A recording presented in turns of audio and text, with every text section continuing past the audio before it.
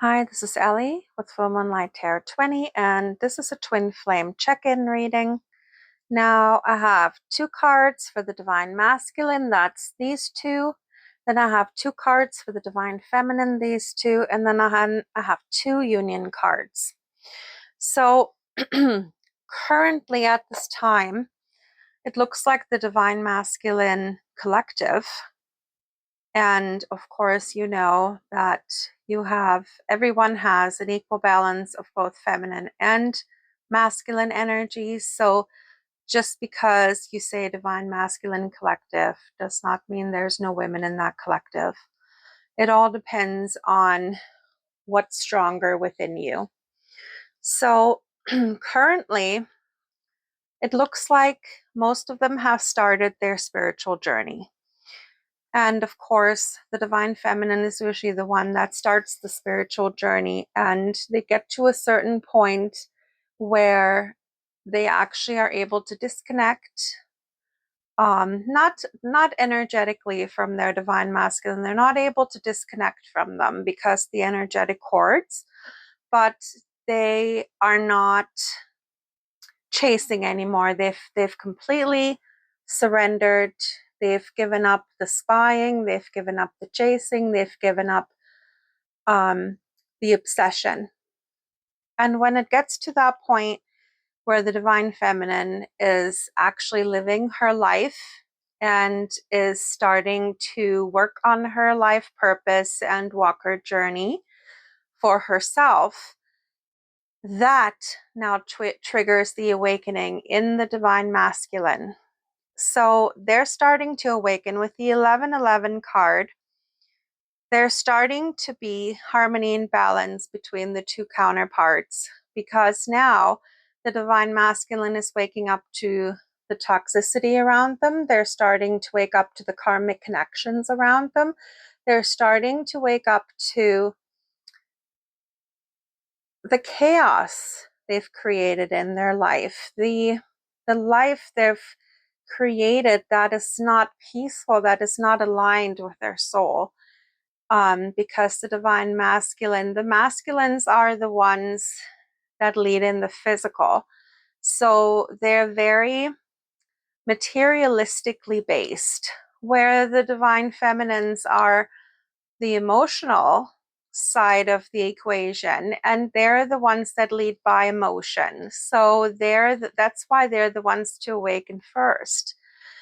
So it takes the Divine Masculine a little longer to awaken too, because they are so materialistically centered, and they are very much entrenched in this 3D life, in this 3D reality.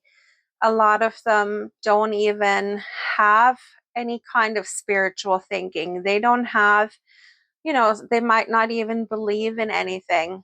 They are only worried about providing. They're worried about building their empire and for building a great reputation for themselves. That is their main objective. And for them to now start a spiritual journey, that's a lot for them, because this is all new to them. This is not something that they ever think about. Spirituality, the energies, they're seeing synchronicities. This is all new to them, and it might actually scare them a little bit.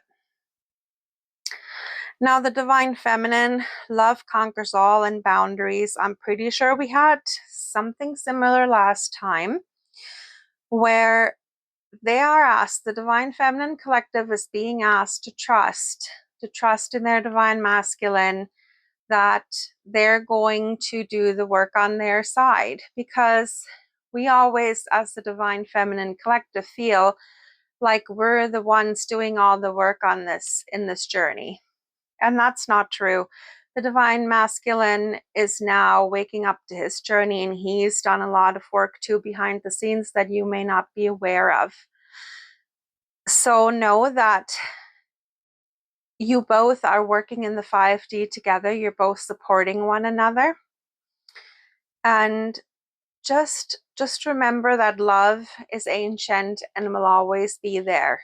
And this love supports you every day. and don't look down on your divine masculine for where they are in their 3D life, and don't judge them for where they are in their 3D life, even though that might be really hard sometimes. But yeah, the boundaries, and that's so important too. Know your boundaries, the boundaries you have with other people and the boundaries that you have with your divine masculine. Having sensible boundaries is important. True soul connections are filled with love and respect for each other. The appearance of this card suggests that you either need to take account of your partner's emotions, or you may need to make your partner aware of your own feelings on some issue in your current situation. So now, unless you're in contact with your masculine, which a lot of the collective is not, just respect them for the issues they're having. And don't feel that just because they're slower on this journey than you, that they're not doing the work. Because it shows here that they are doing the work. Just send them love. Don't send them negative energy. Sending them negative energy, sending them negative thoughts is only going to put blocks in this connection. And it's not going to help you. It's going to lower your vibration. And you don't want to lower your vibration now, because you've worked so hard to raise your vibration on this journey, right? Now, respect and trust, those are the union energies at this time. And you just have to make sure that even with everything that's happening in the 3D, you still have to respect the divine masculine. They still have to respect you. And you have to trust that they're doing everything on their side. And you just have to worry about what's going on with you and what's going on in your life. Stop focusing on the masculine. Focus on yourself. Focus on your journey. Focus on growing your life, growing yourself, growing your spirituality. Keep raising that vibration. Be a shining example to the people around you, and love will find you. Love will find you when it's time. A lot of us are on this journey, and we are meant to walk a big part of that journey on our own, because maybe we were so used to codependent relationships in the past. We sacrifice ourselves when we're in a relationship. We leave our own needs on the back burner when we're in a relationship. And we are now meant to learn to put ourselves first. And in order to learn that, we have to walk this journey alone for a little while. And that's okay. You are not too late. Everything that's happening in your life, don't compare yourself to other people who've gotten married in their 20s or 30s and already have kids. They have beautiful houses, and maybe here you are in your 40s and you're single and you don't have any of that.